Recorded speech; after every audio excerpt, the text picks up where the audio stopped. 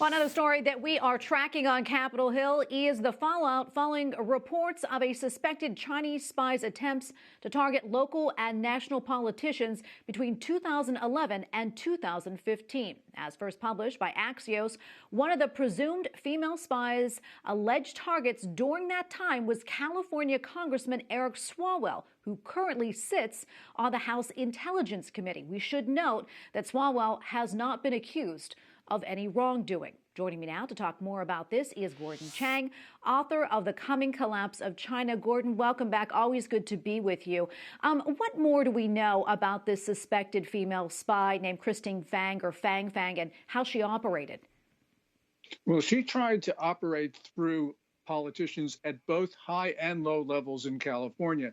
The thing that is striking about this, Tracy, is that Fang, she first approached Swalwell not when he was sitting on the House Intelligence Committee, which of course would be of great interest to China and where Swalwell is now.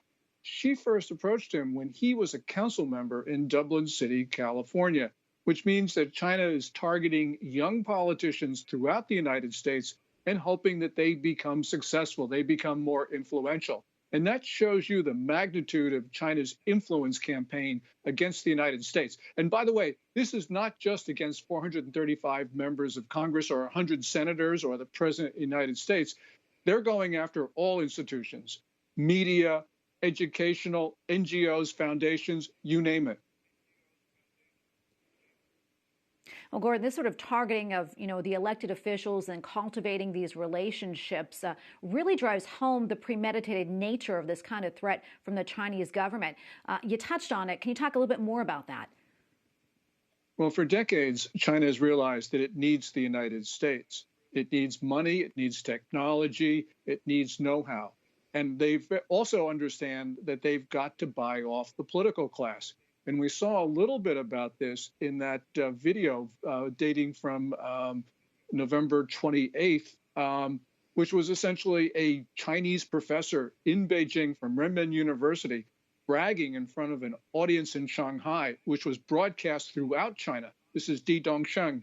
And it shows you how much China has worked to penetrate the American political system, because Professor Di said, and he's not far from the mark, that China was able to determine outcomes at the highest levels of the American political system.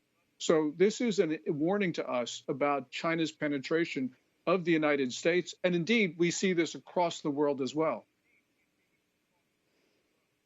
I want to go back to Swalwell specifically now. House Speaker Nancy Pelosi, she gave her vote of confidence today and said that she doesn't have any concerns about Swalwell. And as we did mention earlier, he has not been accused of any wrongdoing. That said, Republicans are saying this calls into question whether he should actually remain on the Intelligence Committee. What are your thoughts on that? Well, I agree with the Republicans on this one. There is no sin in being targeted by China's Ministry of State Security. That's true for virtually everybody in a position of influence in Washington. The sin here is that Swalwell, even after being told by the FBI of Christine Fang, continued to talk in public only about Russia. It was Russia, Russia, Russia, Trump, Trump, Trump. And he downplayed the threat from China, even though he knew, sitting on the Intelligence Committee, that China by far was the greater threat to the United States than Russia was. That shows a lack of judgment. It also shows that he should not be sitting on the Intel Committee, because I just think that it's not that he was targeted, but his reaction to it. Well, Gordon, thank you so much for your analysis. We always appreciate it. Gordon Chang, author of The Coming Collapse of China. Thank you again. Thank you, Tracy.